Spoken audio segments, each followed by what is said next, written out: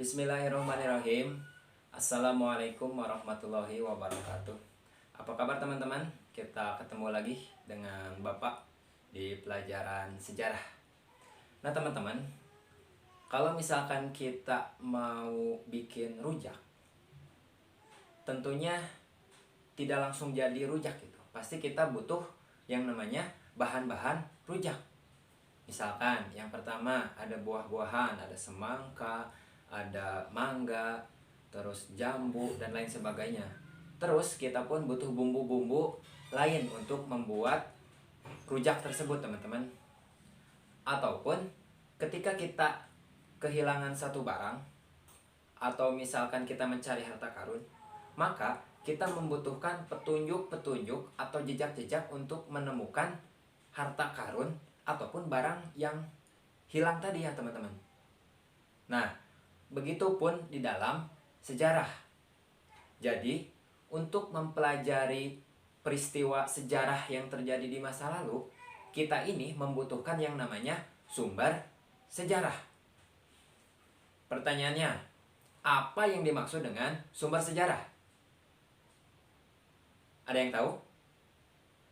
Nah, jadi kalau misalkan kita menganalogikan tadi yang rujak sama dengan harta karun ataupun barang kita yang hilang, jadi sejarah pun membutuhkan bahan-bahan ataupun jejak-jejak yang ditinggalkan dari peristiwa masa lalu.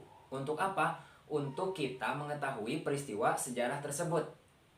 Jadi sumber sejarah itu adalah isinya berbentuk informasi, berisi juga data sejarah, supaya kita bisa meneliti atau mempelajari peristiwa sejarah. Nah, itu adalah definisi dari sumber sejarah. Sekarang, sumber sejarah itu terbagi kepada dua bagian.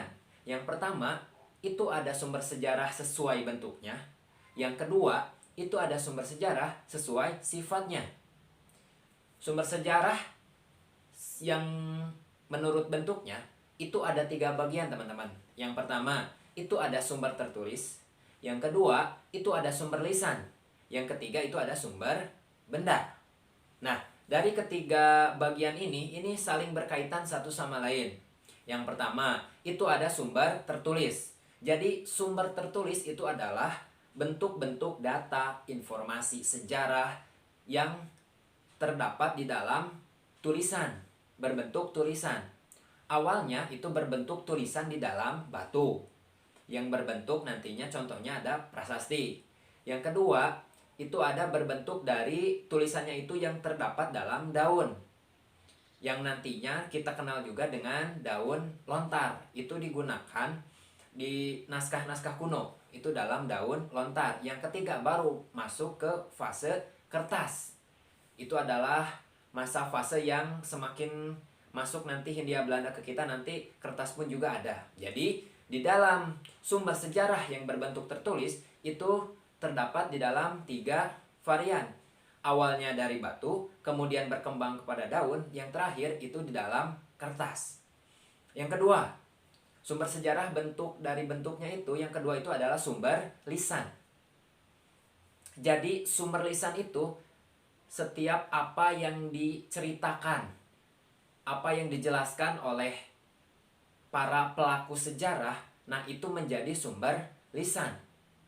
Makanya dalam sumber lisan itu terbagi menjadi 2 bagian. Ada yang disebut sebagai pelaku sejarah, ada yang dimaksud dengan saksi sejarah. Siapa pelaku sejarah? Pelaku sejarah itu adalah dia yang terlibat secara langsung dalam peristiwa sejarah. Kalau saksi sejarah, dia itu mengetahui peristiwa sejarah, tapi dia tidak terlibat secara langsung. Nah, itu yang kedua. Yang ketiga, dari bentuknya itu ada sumber benda.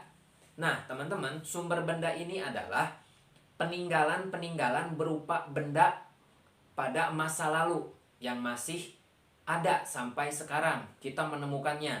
Misalkan ada manik-manik, kemudian ada perhiasan, kemudian ada mahkota raja. Nah, itu adalah termasuk kepada sumber dari benda-benda sejarah. Ataupun misalkan kita ada baju perang ataupun pedang, tongkat. Nah, itu adalah benda-benda yang bisa kita jadikan sumber sejarah untuk mengetahui bagaimana proses peristiwa sejarah itu terjadi. Yang selanjutnya, sumber sejarah itu dilihat dari sifatnya. Kalau dilihat dari sifatnya, itu pun terbagi kepada dua bagian. Yang pertama ada sumber primer, yang kedua itu ada sumber sekunder. Nah, apa sih sumber primer sama sumber sekunder? Jadi teman-teman, sumber primer itu adalah sumber yang sezaman dengan peristiwa tersebut. Kalau misalkan tadi kita kenal dengan sumber lisan, berarti sumber primer ini dia itu adalah seorang pelaku sejarah. Dan sumber primer ini sumbernya itu masih asli, belum diolah oleh sejarawan ataupun oleh para ilmuwan. Jadi sumber primer ini adalah orang pertama dan juga orang kedua.